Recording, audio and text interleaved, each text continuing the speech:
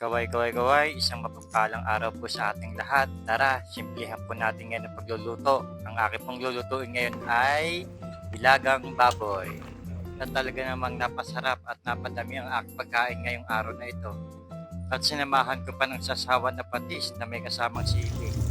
At ito nga, bumili ako ng kulong 1 kilong baboy at ang pinili ko yung kasip.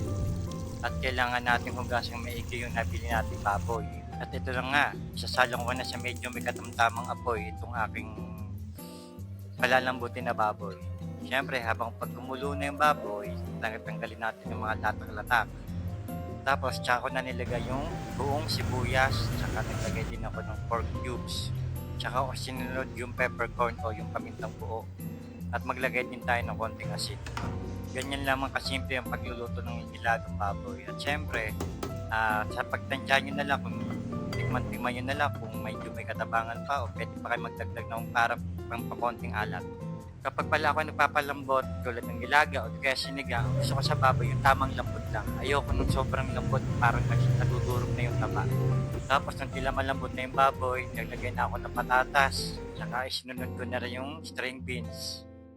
Then after 15 minutes, nalagay ko na rin yung repolyo at saka yung pechay. Ayan, luto na po. Happy eating. Bye-bye!